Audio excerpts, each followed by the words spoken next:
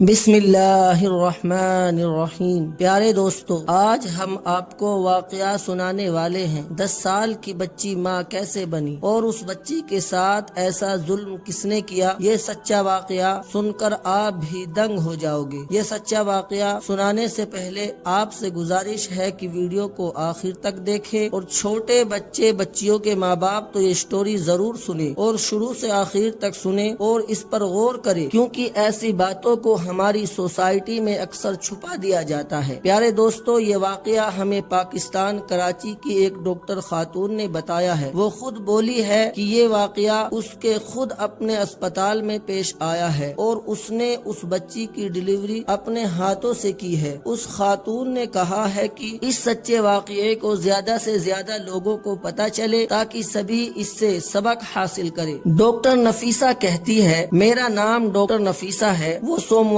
کا دن تھا جب ایک عورت اپنی کوئی 10 سالہ بچی کو لے کر میرے کلینک میں داخل ہوئی تھی۔ میری نظر اس بچی پر پڑی تو میں حیران رہ گئی تھی۔ بچی کا پیٹ غیر معمولی حد تک بڑا ہوا تھا۔ جب میں نے بچی کو دیکھا تو مجھے ایسا لگا کہ شاید اسے کوئی بیماری ہوگی یا پھر پیٹ اس لیے بڑا ہوگا کہ پیٹ میں پانی جمع ہو گیا ہوگا، مگر جب میں نے بچی کی ماں کی طرف دیکھا تو اس کی آنکھوں میں آنسو تھے۔ کیا بات ہے محترمہ، آپ رو کیوں رہی ہے؟ میری بات سن کر اس نے میرے آگے دامن پھیلا دیا۔ میں نے جب اس کی طرف نہ سمجھی سے دیکھا، اس نے اپنی چادر اپنے سر سے اتاری اور میرے قدموں میں رکھ دی۔ ڈاکٹر صاحبہ، خدا کے لیے میری عزت بچا لے۔ میں نے لڑکی کی ماں کی طرف دیکھا تو میں سمجھ گئی کہ کیا معاملہ ہے۔ دراصل 10 سالہ بچی پریگننٹ تھی اور اب لڑکی کی ماں مجھ سے یہ کہہ رہی تھی کہ میں اس کی جان یعنی کہ عزت بچا لوں تاکہ کسی کو بھی یہ معلوم نہ ہو کہ اس کی بچی پریگننٹ تھی۔ میں نے جب بچی کی طرف دیکھا تو مجھے یقین نہیں ہو رہا تھا۔ میں نے کہا، میں اس کا الٹرا ساؤنڈ کرتی ہوں۔ نہیں ڈاکٹر صاحبہ، الٹرا ساؤنڈ کرنے کی ضرورت نہیں ہے، میری بچی پیٹ سے ہے۔ آپ کو نظر نہیں آ رہا کیا؟ آپ تو ڈاکٹر ہیں، آپ اچھے طریقے سے جانتی ہے۔ میں نے کہا، ایسی بات نہیں ہے، لیکن مجھے آپ کی بچی کو دیکھنا پڑے گا۔ مجھے دیکھنا پڑے گا کہ بچی کی صحت کیسی ہے اور یہ کیسے پریگننٹ ہوئی۔ کیا اس کے ساتھ کوئی ظلم یا زیادتی ہوئی ہے؟ میں نے بچی کی ماں کی طرف دیکھ کر کہا تو بچی کی ماں کہنے لگی، نہیں جی، یہ بات میں نہیں جانتی، آپ اسی سے پوچھ لے، اس نے تو ہمارا منہ کالا کرنے میں کوئی کسر نہیں چھوڑی۔ اس عورت نے نفرت سے اپنی بچی کی طرف دیکھتے ہوئے کہا، پھر میرے سامنے ہاتھ جوڑ کر بولی، اگر یہ بات اس کے باپ کو پتہ چل گئی تو وہ تو اسے زندہ گاڑ دے گا۔ میں نے کہا، کیا آپ کے شوہر کو نہیں پتا اتنا بڑا پیٹ ہے آپ کی بچی کا؟ کیا آپ کے شوہر کو نظر نہیں آتا؟ میری بات سن کر وہ اپنے آنسو پوچھتے ہوئے بولی، نہیں، وہ تو یہی سمجھتے ہیں کہ اس کی پیٹ میں پانی بھر گیا ہے یا اسے کوئی انفیکشن ہو گیا ہے۔ ویسے بھی میری بچی بہت نیک ہے، یہ تو اپنے محلے میں قرآن پڑھنے جاتی ہے، تو نہ صرف یہ سب بچوں سے آگے ہیں بلکہ دوسرے بچوں کو بھی پڑھاتی ہے۔ میرا مطلب ہے اپنے سے چھوٹے بچوں کو پڑھاتی ہے، کیونکہ اسے قرآن پاک بہت اچھے سے یاد ہے۔ اسی وجہ سے تو میری بیٹی پر کوئی بھی ایسا الزام نہیں لگا سکا، اور ویسے بھی ابھی تو اس کی بہت چھوٹی عمر ہے، ابھی تو یہ اس کا بچپن ہے۔ آپ یہ مت سمجھے کہ میں اس کی ماں ہو کر اس کی طرفداری کر رہی ہوں، بلکہ